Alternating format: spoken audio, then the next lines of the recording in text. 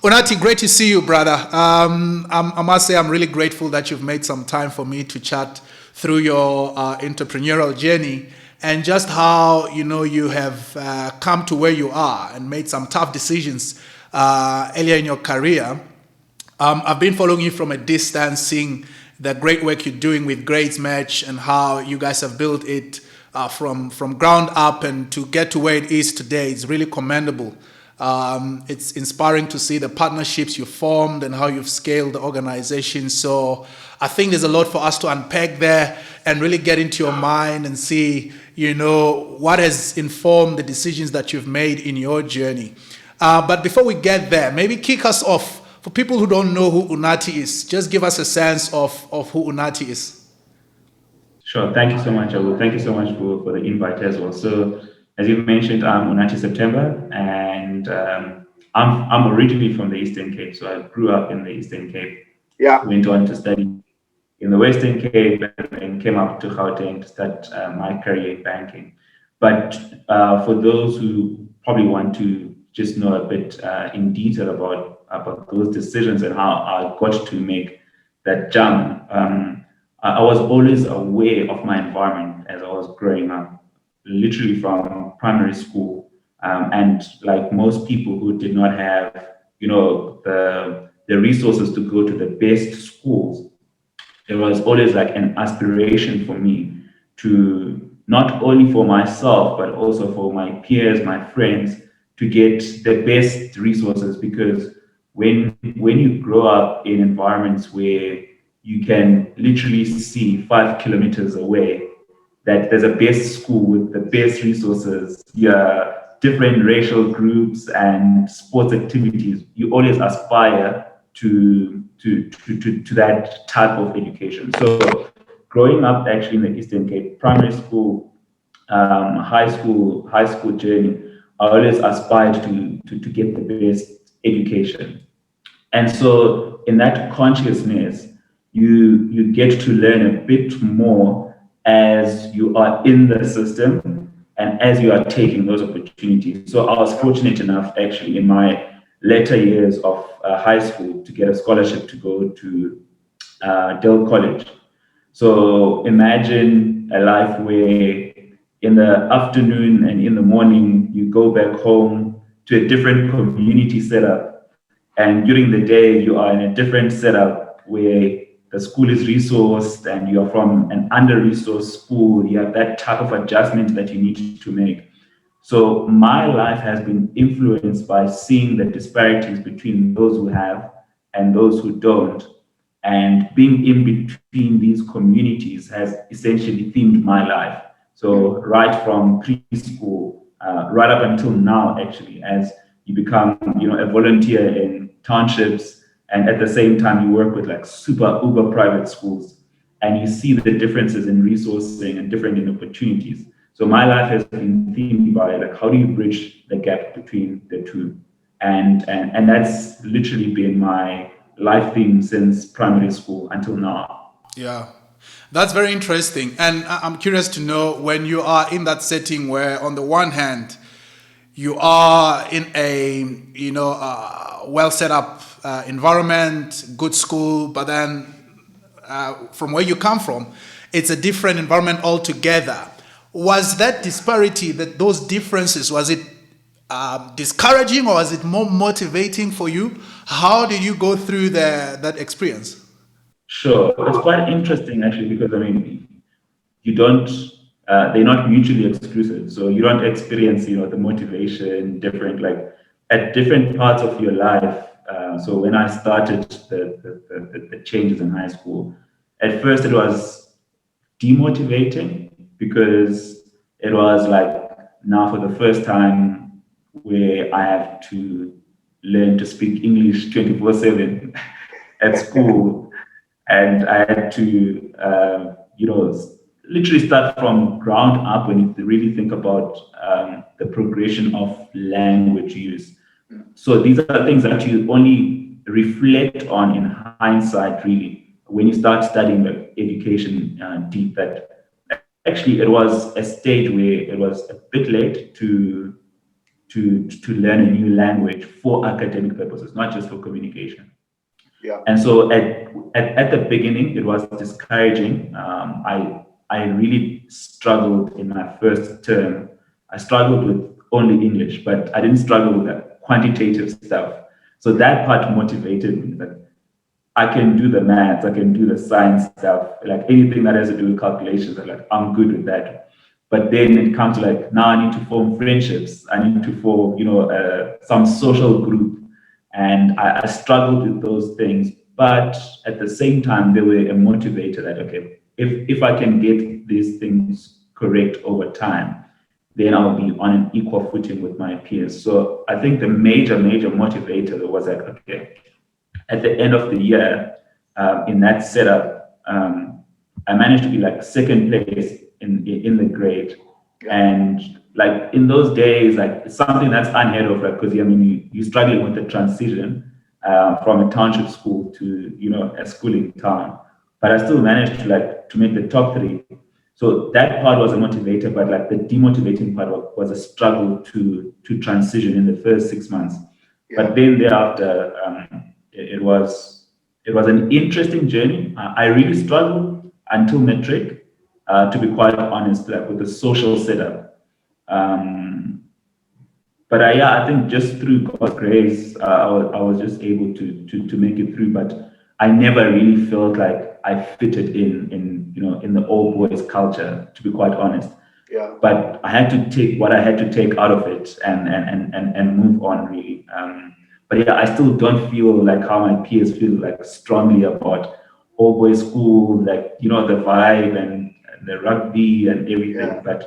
But it just helps to understand how that world looks like, so that when we look into how do we solve some of the problems that we have in the general public schooling setup, there are good things that we can take from the historically advantaged school, and then there's some of the bad things that's like, but that's not appropriate. That's not what I aspire to have in our under-resourced schools right now.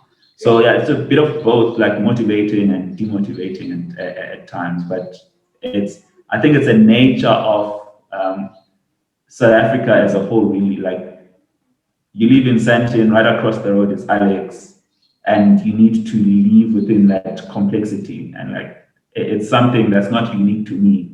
It's mostly experienced by young South Africans who are growing up in a township community, Kwalanga, Enyanga, Eguguletu, but they have to cross over the highway to go and find opportunities in town. It's just like structural setup of our history, and you have to adapt and work through that. Oh, fantastic! I guess you've done very well to come out of an environment like you've described to get to where you are, and I see how, as you say, you've always been aware of your environment, how that's shaped your view and your decisions, and I suppose ultimately lead you to be a co-founder of Grades Match. And I'm keen to hear how you see Grades Match, because on the one hand, it's got a social aspect to it, but on the other hand, one can argue it's a business. The one thing about non-profit organizations is they seek to make an impact, a social impact, but then the challenge is always around sustainability, because if there is no economic benefit being derived for the organization, you're always reliant on external funders and so on and so forth. Yeah. But then there are these organizations that sit in between. They are not extremely business focused, but they understand to be sustainable, we need to have a commercial setup. Across these three areas, where do you see Grades Match? Is it a non-profit? Is it in the middle, or is it a pure business in your mind? Sure. So let me give a bit of background on Grades Match as an organization, and that's going to tie into how do I see it, right? So when we graduated, so my background is in information systems. So I did my honors in information systems 2011. So what's exciting about our program at UCT is that I'm still part of a faculty. I'm quite involved in a number of things. So what's exciting about our program is that we, again, involved in how do we use technology as a social good or as a driver of social good, right? So we have this program called HOKIP, where it's mandatory for you in your curriculum that you actually volunteer and use your hours in working in a community. So in my year, I actually worked with an organization called Ikamva Youth. And Ikamva Youth, I was doing computer literacy and volunteering tutoring in Kaid. Now, with that background, you get to learn the business part of technology, right? And then you get to learn the volunteering part. So Ikamva is a nonprofit organization that's focusing on youth and education. And on the side, I'm doing my honors in information systems. I have to do finance, I have to do information systems, and all these business-related courses. What helps though is that if you are aware of the structural challenges that we have in South Africa, you can use both of those experiences to say, okay, I've got the tech and business, and there's like a social challenge. And how do we then bring them together to solve a community problem? So that's how things evolved over time for me. So going into Grades Match, in my third year, we were already working with schools in Cape Town and developing a product, because you have to develop a product to graduate as part of the curriculum. So in that process, I meet different people during my groups. We form teams, and after forming these teams, it's basically the same model that you get in grad school, where you have syndicate teams, and then you form a project, and we worked our way from that angle. But now having to understand the organization and how it's going to make an impact, the for-profit part and the non-profit part, we get to learn about those things after we've started already. Like for us, this is the project. We just want to help and want to help students to make well-informed decisions.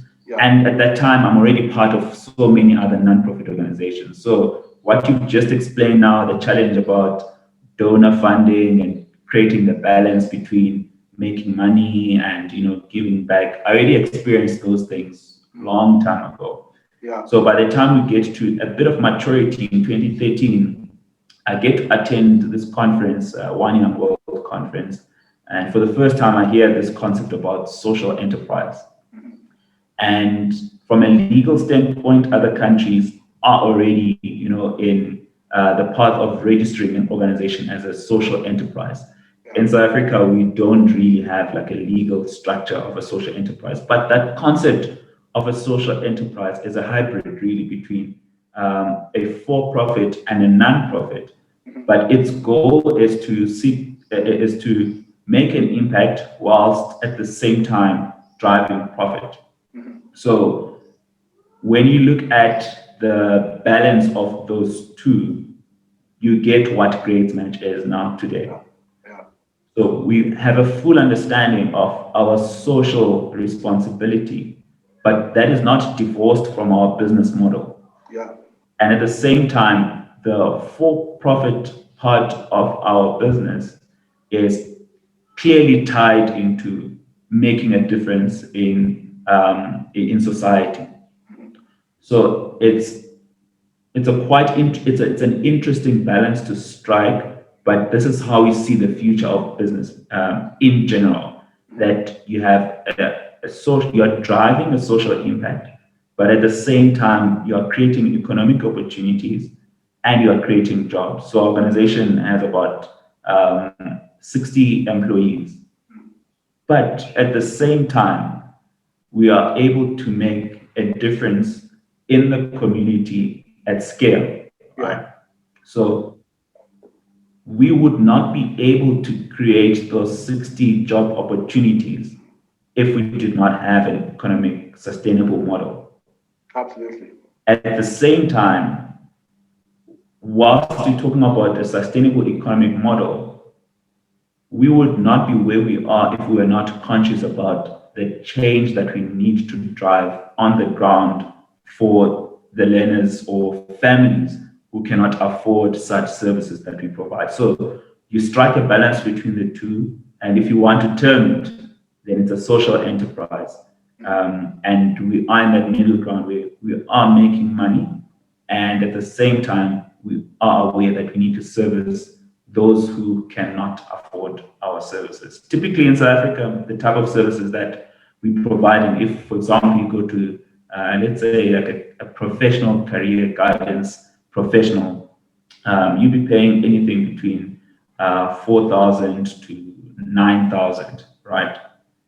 But think about that learner who's at Alexandra, who is coming from a no-fee school. They will never, ever be able to get that type of quality of a service because their school is not resourced that way, right?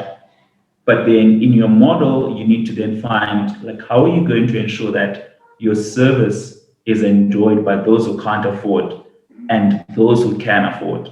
And in your economic model, then you look at how are you going to be profitable whilst at the same time servicing those who cannot afford.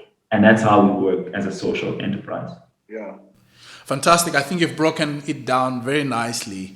I see Grades Match as a digitized career guidance corporation or company organization. Is that an accurate description of what you guys do? So it is. We do more than just career guidance. So essentially, think about it this way: we enable youth to make well-informed decisions through data over time. Yeah. So when we started, yes, it was only career guidance. We're focusing on, my career and at grade 9 level, how to choose the correct subjects for my aspirations. At grade 10 level, like introduction to the resources that I need to get for me to, get into wherever if I want to become an actuary. Selecting the correct subject at grade 9, take core maths, take physics, take all those subjects that are going to be required in 4 years' time. But we evolved over time into more than just career decision making. Okay. We are still underpinned by career decision, but we are also now an enabler of education through the resources that we provide in our ecosystem. Okay. So the products that we build are data driven. So it's not only catering for you when you are in high school, but it grows up with you until employment.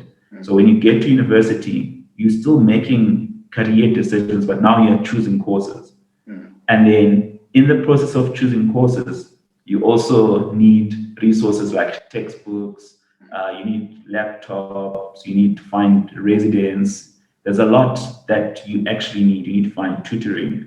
So we have created an ecosystem that is data-driven, where you are making decisions, but what you want in that ecosystem is that you are making these decisions informed by clear data. And after you've been informed, it's not just information, it's also resources that are going to help you to succeed as you're making that decision, right up until you get to employment, right? So in our group already, we have like people in our journey, people who have graduated. So when we reflect back and look at those videos of an example of we have a child called Echo now. We met her when she was still in grade 10. And the journey is as I've described. She used the platform to make those subject choice selection. She got into matric. She got her matric results through us. She got a scholarship through us. She now graduated at UCT with BCom accounting. She's now doing her articles next year. She's going to one of the audit firms. So we see ourselves as an enabler of a journey from education to employment, using scientific data to make those decisions throughout your journey until you find employment. Yeah. That's brilliant. It must be fulfilling to to tell a story like you've just told, seeing the impact you're making in people's lives, while at the same time creating employment and deriving commercial output for the organization. I think that's a great mix.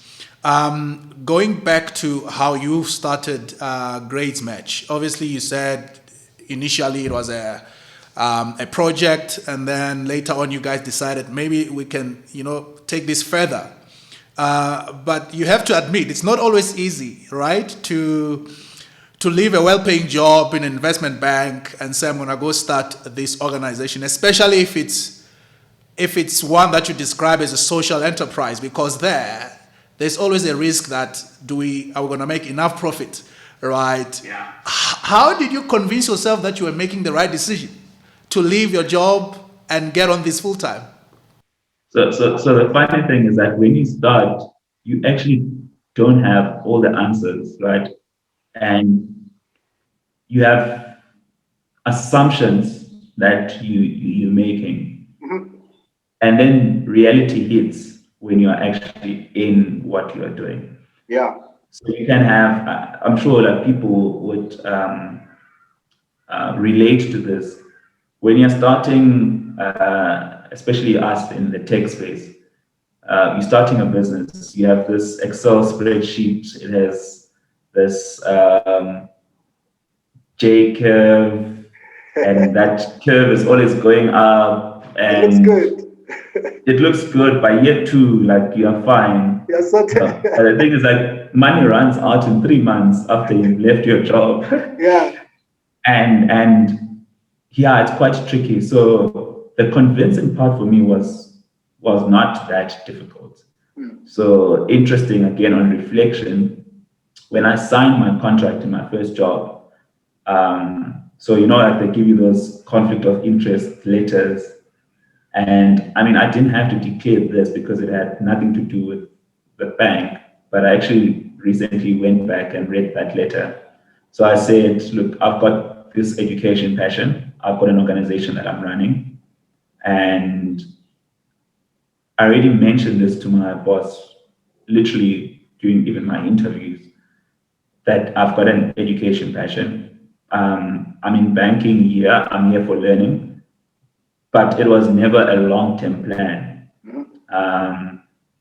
It could have been a longer stay because I didn't do bad in banking. Like I did quite well in banking. But I also thought the longer I stay, the more difficult it will be to get out. So the convincing for me was that, okay, my passion is in education. I want to make a difference. There are many ways to make a difference. It's not like people who are in banking are not making a difference. In fact, I think I did with my team quite a bit of work when we were in banking with schools already. So, I mean, there are quite a number of ways to make a difference. But what was a strong resonance for me at the time was that there's a big problem that's happening outside of my banking world. Very few people are really, really passionate about the problem at a bigger scale to solve. I mean, it's good enough that you can work with one school and 2 schools, but we've got a national crisis. So, and this national crisis is linked to my passion. So I needed to find a way to exit. And in that exit, I had to basically ensure that I don't have financial obligations that would hold me back. So I had to sell my stuff, sell the car so that I don't have monthly debts. I moved in a very small bedroom, and I was like content. I was very content with my decision. Like I didn't have like doubts at the time that I'm making the right call.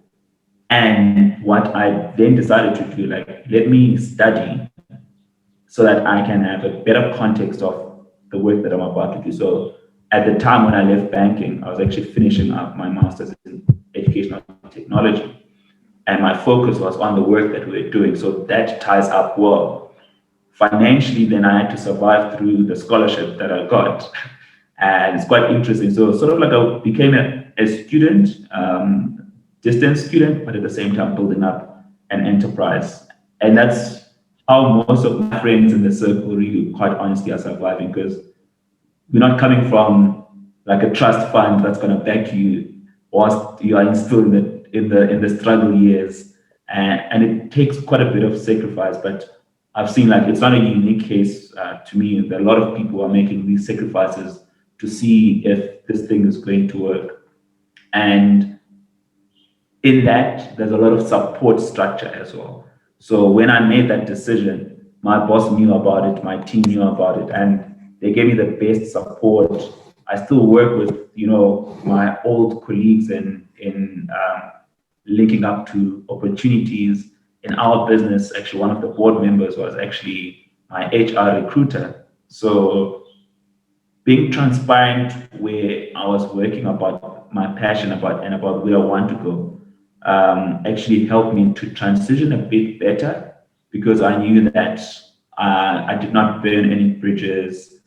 For whatever reason, whatever that could happen, I still have a home at my, at my first job, and things do get a bit rough. They do get difficult, and you think about, I could just leave this thing and go back to my desk.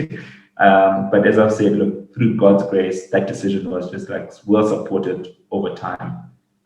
For And what were some of those challenges? You're saying things do get difficult. What happened as you ventured into these that made it look or feel difficult?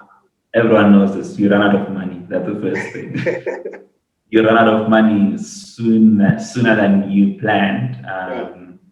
And when money runs out, it really runs out. So it's like, what do I do now? Because I mean, you've already like sold the things that you need to sell. So like, there's nothing more.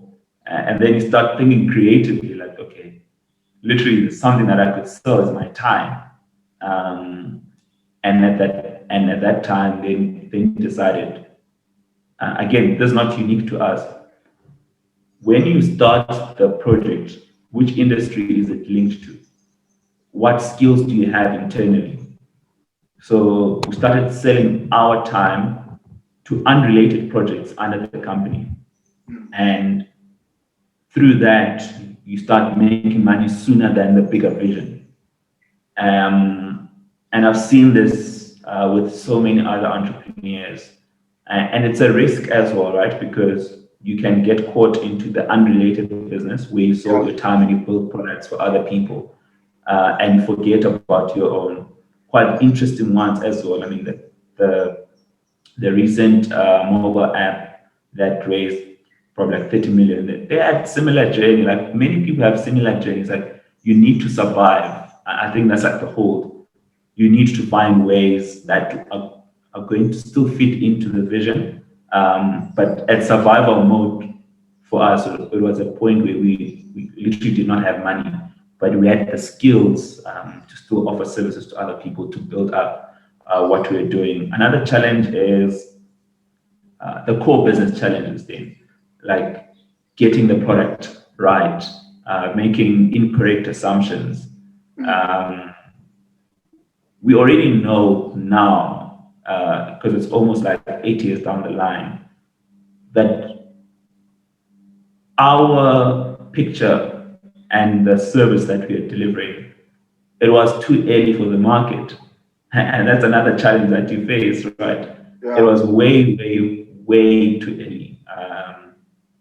But it was something that was needed. Yeah. And what then we banked on the experience that we were gaining over time. But one of the biggest challenges that our idea was too early for the market.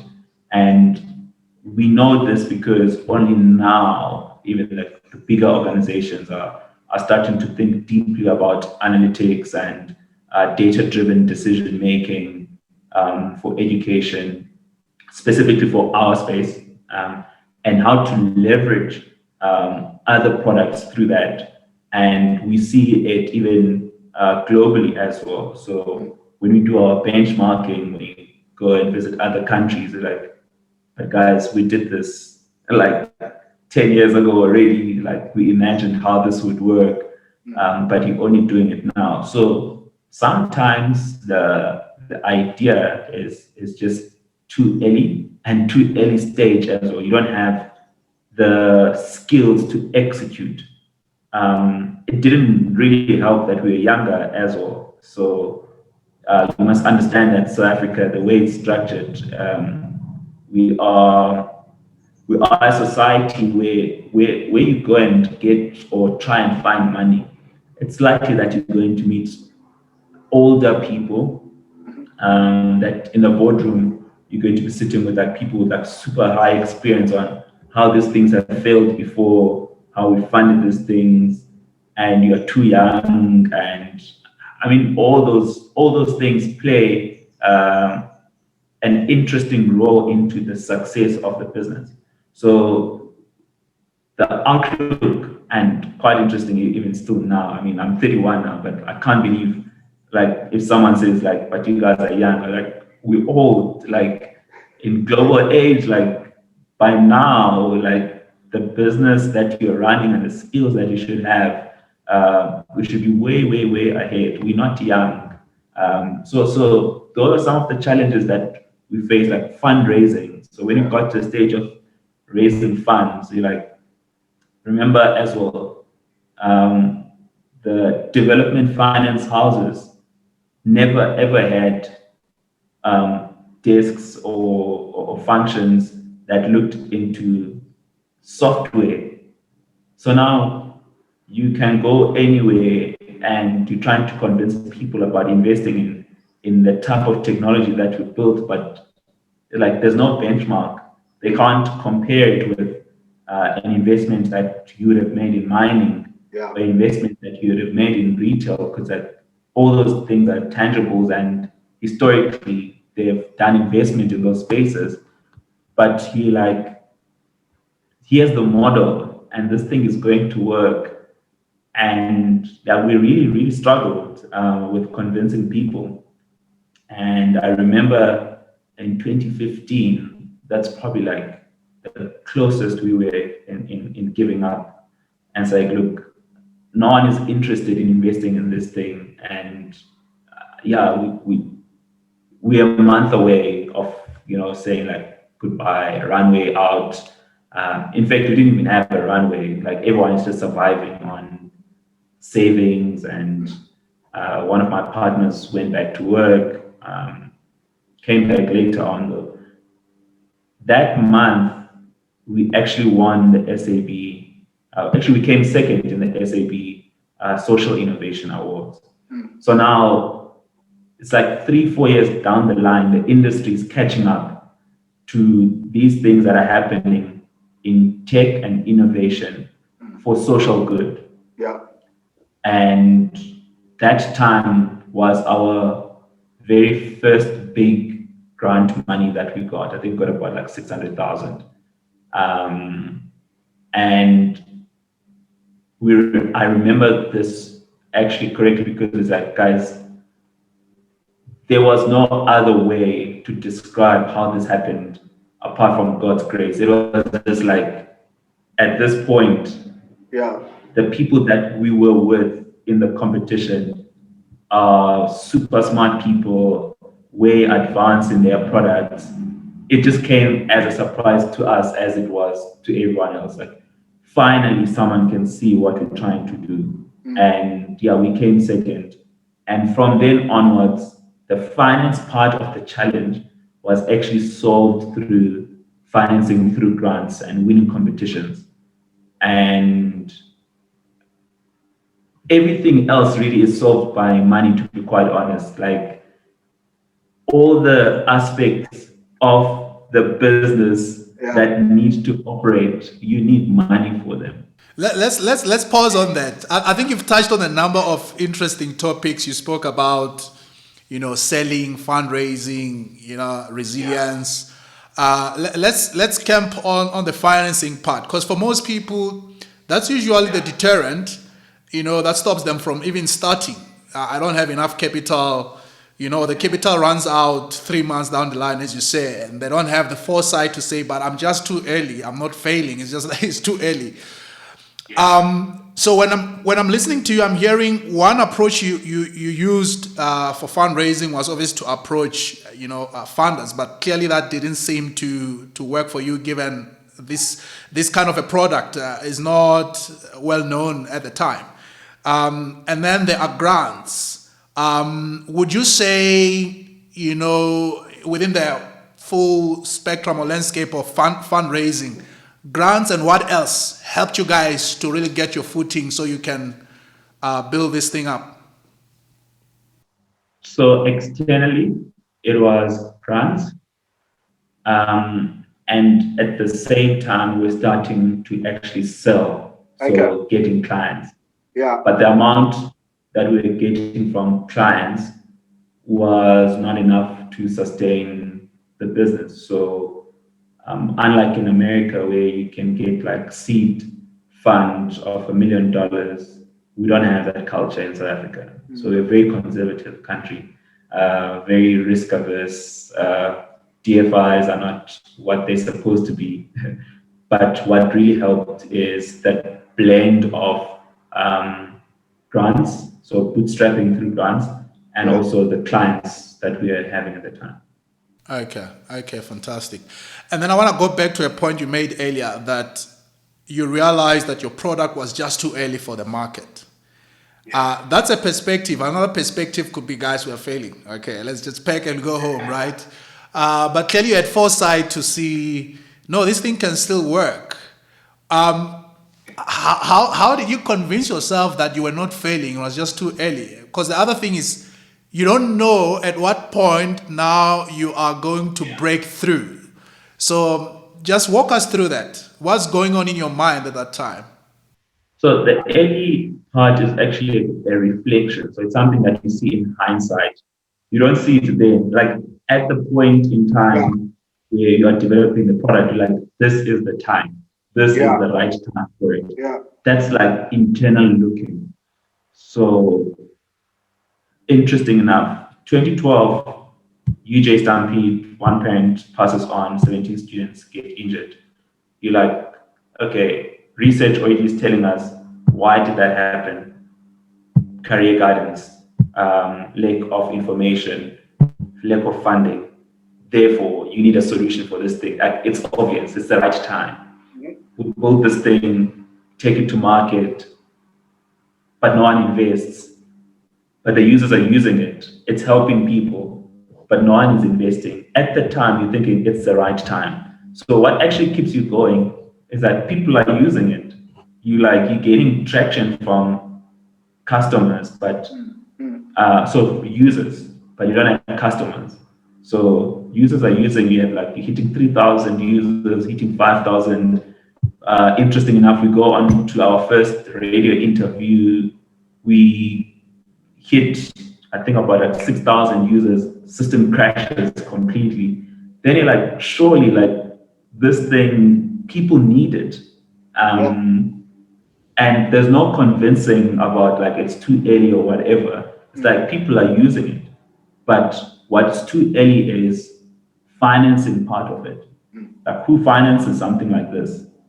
We go around the world. So, I mean, I've been to the UK, I've been to Singapore through different tech expos. They're like, how do you guys do this thing in your country? And you find in other countries, some people are just funded through seed funding. Some people are funded already through VCs. Like the culture of venture capital is 50, 60 years on track in the US. And there are these products that they are funding, but you're like, we have a better product than that. We know what the guys in the US were building at the time. We know what the guys in the UK had at the time. And you're like, guys, we here in Africa, and we know, and we're convinced that we have a better product because it's easier actually to sign up on the US product than that, guys. But we've got something better. So what keeps you convinced is that the rest of the world is already seeing what should be done. And at some point, we don't know when, we're going to catch up, and we need a solution that would be locally built. And then over time, there's like, guys, this product can actually go to any other country. Yeah. Okay. I hear you make a distinction between a user and a customer. The user would obviously be the learner that downloads the app or goes to your website and uses your product. The customer is the guy who brings you cash, right? So, who is your customer? Because earlier on you mentioned that, for a typical career guidance program, one would pay anything between 3 to 4, 5,000 rands. But in this case, the user seemingly is not paying anything. So, who's your customer? It depends. So in the instance where you have, okay, so traditionally, think about it this way. You are a high school student, you have a parent, right? A parent for any stationary items is actually the customer, but the user of that stationery is the learner. That's exactly how our model works. The customer is the person who buys, so the parent, and the user is the student. If a student does not have a parent, then someone else is paying for it, and that's how we've been working. So Jabu is a student but can't afford, and Jabu's parent can't afford, but there's someone else who's willing to pay for Jabu, and that's our customer. That's how we've been working. Do you have corporates that stand in as customers for some of these Yes. users, maybe through a sponsorship or something like that? Yeah. So I mean that's public knowledge. It's there on our website. We have corporates that would then say, okay, we would like to support students in a non-traditional way, and your product seems to be the perfect fit into our strategy in terms of making social impact in our communities. So, as a corporate, we pledge that to pay for these students who are coming from this township or this village, 1,000 of them, and they will be users. And that's really so they're standing on as a parent who's supposed to be paying for that learner. And to just go back to the point that you made around nonprofits and reliance on donor, the industry is changing, especially for education and other related nonprofit organizations in the sector. It will no longer be just about a donation. It's about quantifying the donation. What's the social return on that investment?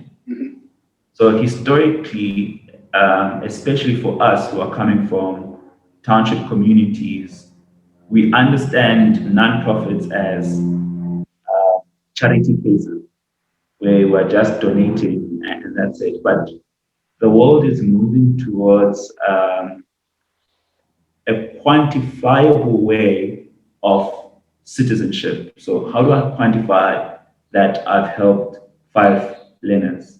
So I would say, all right, for every 100 rands that I spend per month on this learner, the return there is that in 3 years' time, when they are in university, we will be able to fund them, or someone else is going to fund them at 100,000 rands a year. And then you move on to like in 4 years' time, when they graduate with their honors degrees, they'll actually be earning on average 220,000 as their first salary.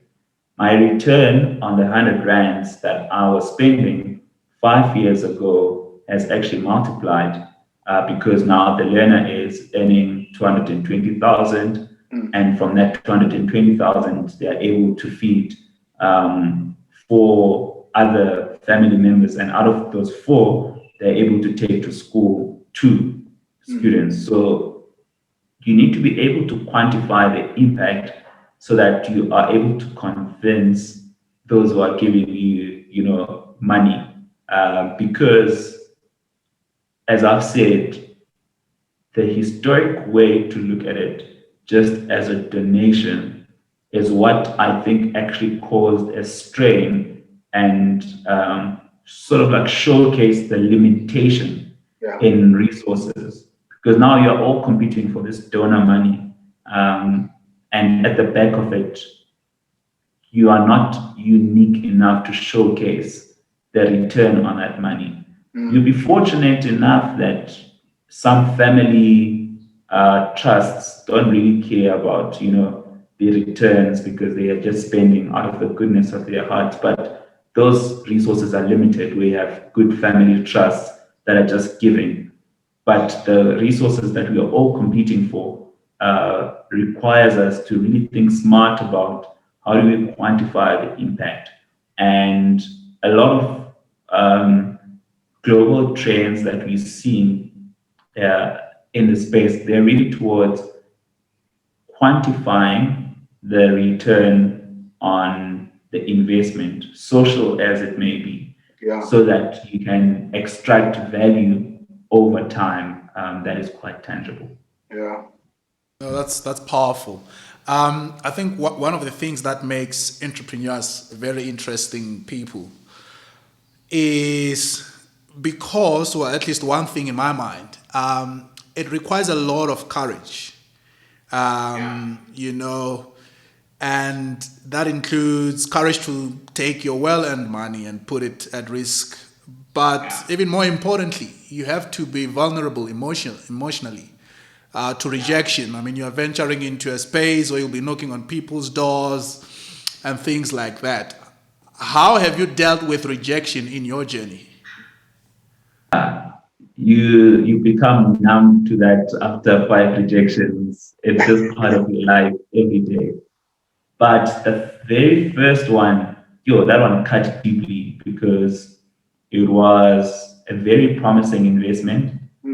We had signed, papers, and after signing those papers, it was like a rejection after someone said yes.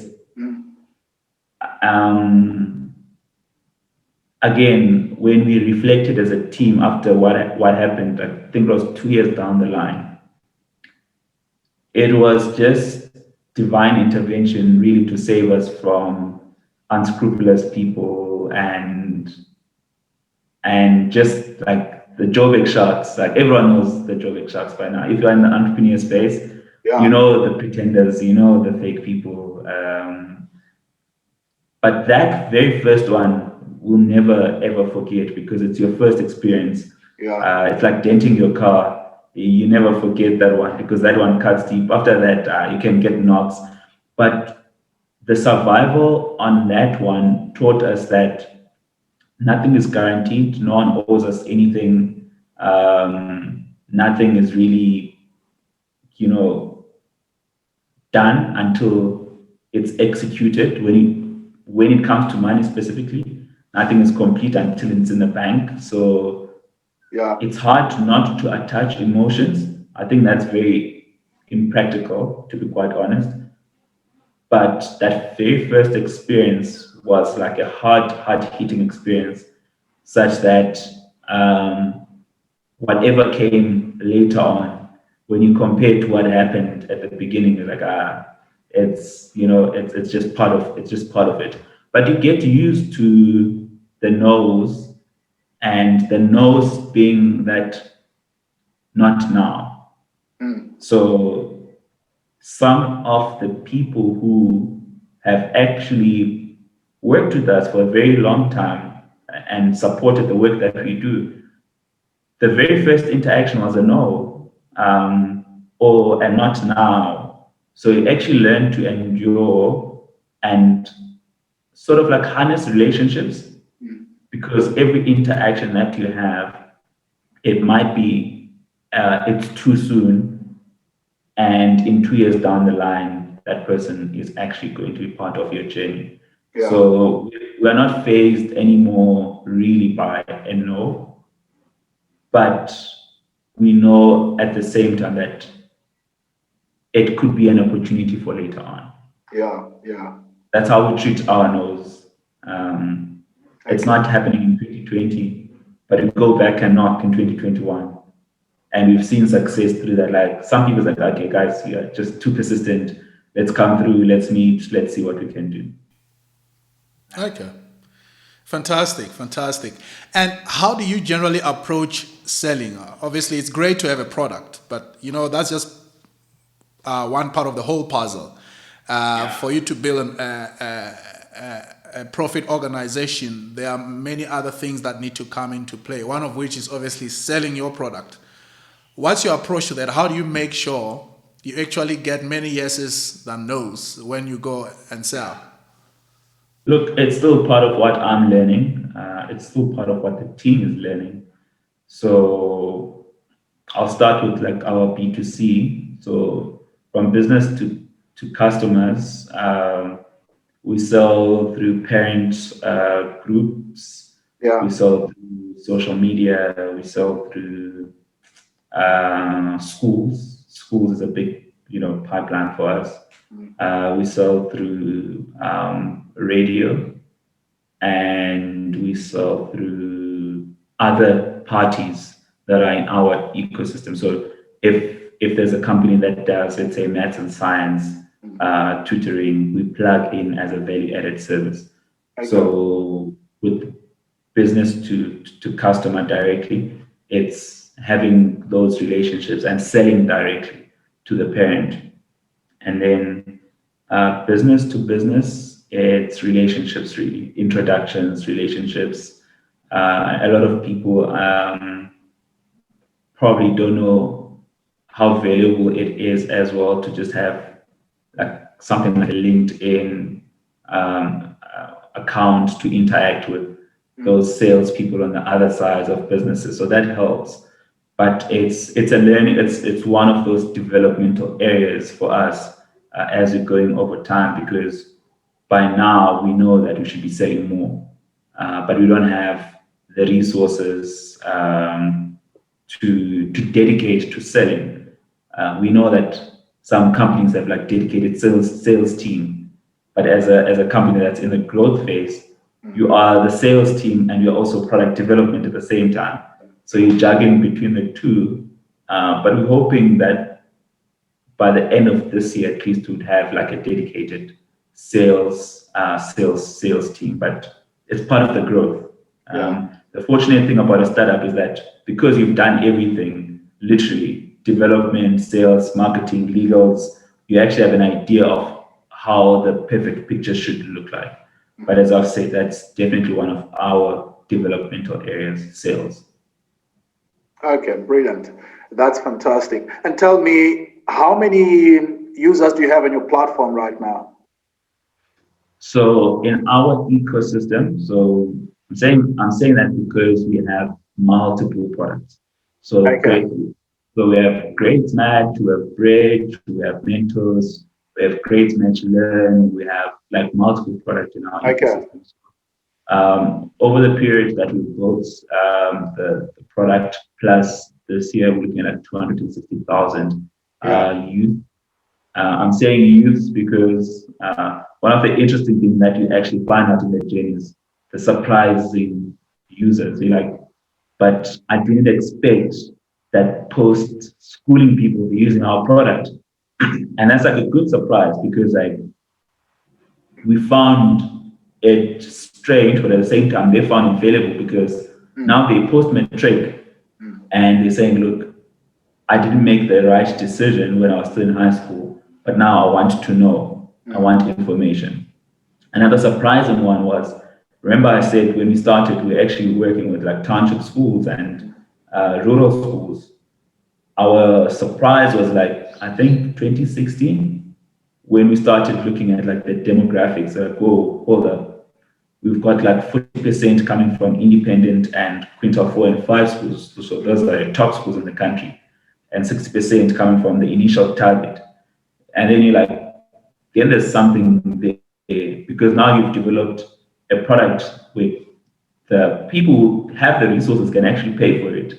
And that was like quite an exciting part of the journey. We always had it in mind that we're not just building for, rural township schools, we're building for the rest of the country, because we already know what's happening in the private schools. Data is important, and teachers are limited, schools are limited in data, decision-making science as well. is not something that's unique to those who can't afford. Decision science and decision making cuts across. It doesn't care whether you're rich or poor, but it's about how much access do I have to the data to make those decisions, and how much am I willing to pay for those things. And yeah, answer short, we're looking at like 250,000 people in the ecosystem. Just looking at this year alone, quite interesting in the last 12 months. So we do this thing of releasing free metric results, where it's not just the results, but it's actually detailed analytical pathways of like what next after I've received my metric results. So me and you, we got our results through the newspaper, and we saw our names in the newspaper, and we're happy, we celebrated. But what we do, or what we've been doing for the last 5 years, like you get the metric results, you get plugged in immediately to opportunities after you've received the results for those who have not made those decisions. So in a typical season, we're looking at like 30,000 people just getting in and looking at our metric results. By March this year, we're like 60,000 people, but that's a combination of that season, like our peak seasons, like metric results, students entering university, looking at their messages on Bridge, etc. So the numbers fluctuate over time, but the cumulative number of our ecosystem, looking at 250 to 60,000. That's a massive number. Are you happy with how you've grown the platform? I mean, public schools in our country take a whole lot more, learners. Are you happy with how you've scaled up, the uptake or database to have more and more users joining in? I would imagine in your mind you still see huge opportunity if you look at the broader, learner base. I can't measure happy. But what I can say is that it's good progress. When we start seeing organic users signing up on our platform. So a week we have about 1,200 to 1,500 new users organically. Like, we're not doing anything. We're just sitting, no marketing play. So that's our organic growth. But we would be ecstatic if we had 10,000 people signing up a week. Because the bigger population, just looking at matriculants alone who wrote exams last year, both post-matric and also 2020 class, we're looking at like just under 1 million people.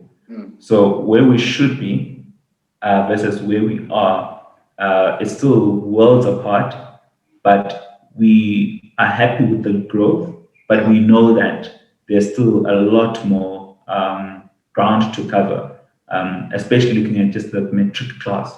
So we should be hitting 1 million users at least in a year to cover the South African metric class, because that's the last phase of high school. And based on the products that we're offering, we know that they are useful for transition. So throughout grade 8 to grade 11, it's about preparation. But now the transition part is the most important part. So as I've said, we should be at least 1 million users that we're hitting a year. And we know we'll get there. We're confident that we will get there. As a company that's in the growth phase, you are always hopeful, and you know what is your limitation. And limitation will always go back to like, how much finances do you have? Because the big corporates, we know how much that they spend. We know how much typically, let's say, a financial services company or a retailer spends to acquire one customer. But because we're a tech company, we use a fraction of that amount to acquire clients. But big corporates work with millions and millions of rands in budget. And those are the people that we're competing with when you're trying to draw comparison on user acquisition and how you are judged by the market as well on your acquisition strategy. But hitting 1 million a year is where we should be. Yeah. I'm sure you'll get there. And tell me, if a learner wants to sign up to your app, or a parent as a customer wants to get their child access to your app, how much does it cost? You mentioned the figure of 3,000 to 4,000 rands earlier, but that's for a traditional, career guidance platform. For your platform, how much am I looking at if I want to sign up?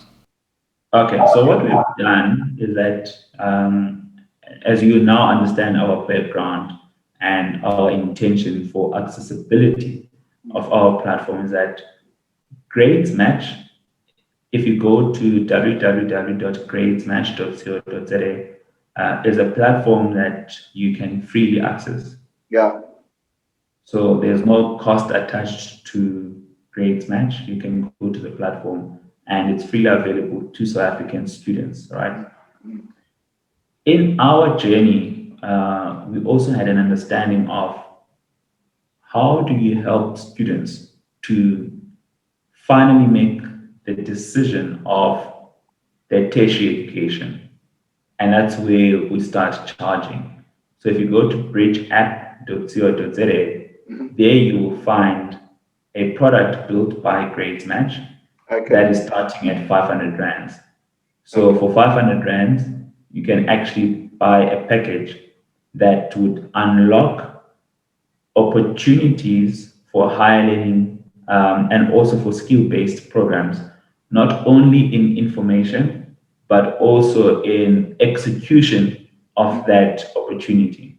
So our packages start from 500 rands, and then we have a package for 1,800, and then we have a package for 9,000 rands. And they all vary in what they have, with the goal of ensuring that the transition between matric to tertiary education or a skill-based program is supported within 1 year of subscribing to the product, but with benefits of getting updates on institution, applications, bursary opportunities, job shadowing, getting learning material, getting plugged into resources that are going to assist you throughout university. So our platform is actually built it has a subscription model that is supporting you within a period of 1 year, even at university level as well. As I've said, we're a data decision-making business. So even for the students who are in university now, we're launching a product that's supporting them in, course changes, understanding course content, how many credits do I need for my accounting if I'm transitioning from UCT to WITS. So all of those plays that are in the product are actually built into the subscription model. Okay, fantastic. And if I buy the 500 rand package, what does that get me? Is it a monthly product, or is it an annual thing, or how does it work? All the prices are annual.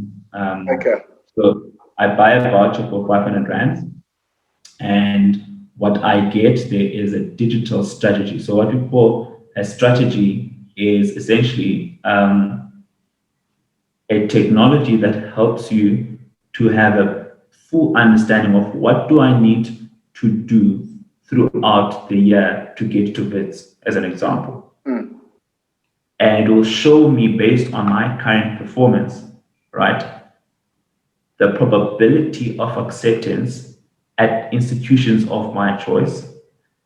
And it will start unlocking early on in the year, for example, now, what other alternative opportunities are there for you? Because the opportunity understanding is based on exposure.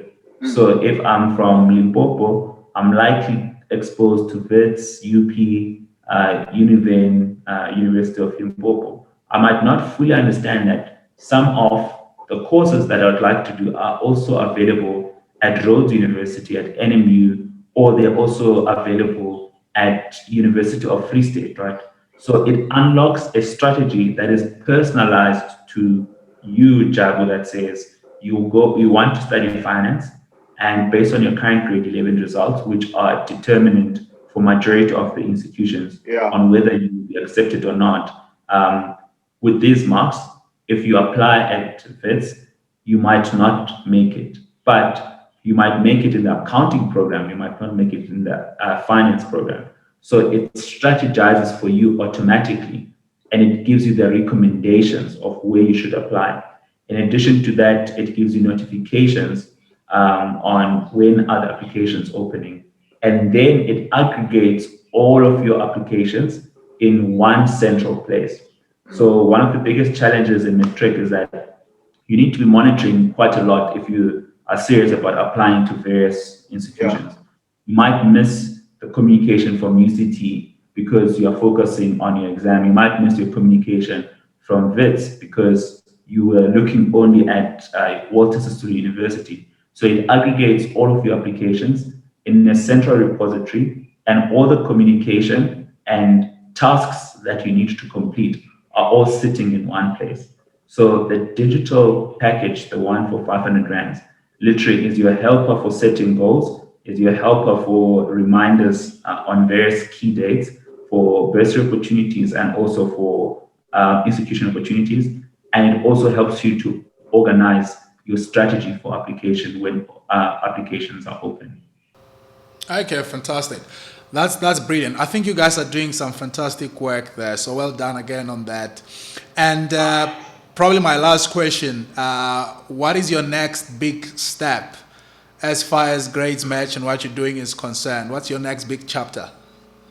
Sure. So again, this one is out there, public knowledge that we are in a journey of applying our technology in various countries. So we are looking for some of the global partners that are playing in our space to do implementation in various countries. We have done implementation in a number of countries before. So the next big goal, as it's written in the Google. So one of our awards that we won is in 2 years ago. So Google Impact Challenge. Part of that is to actually expand to other countries. So that's a big task for us. Implementing decision-making tools in other countries where we have similarities in terms of the structure of the education system. That's a big goal really for us. Fantastic. Well, I wish you all the best on that. I'm sure you'll soon be telling us how you've managed to execute on that. Again, congratulations on the great work you guys are doing, and I wish you all the best. And thanks so much again for giving me your time today to chat through this, Unati. Thank you so much, Joe, for the invite. It was a great chat. Hopefully, when we chat again, we'll have moved out of COVID-19, chatting face to face, and having really expanded to other territories as well.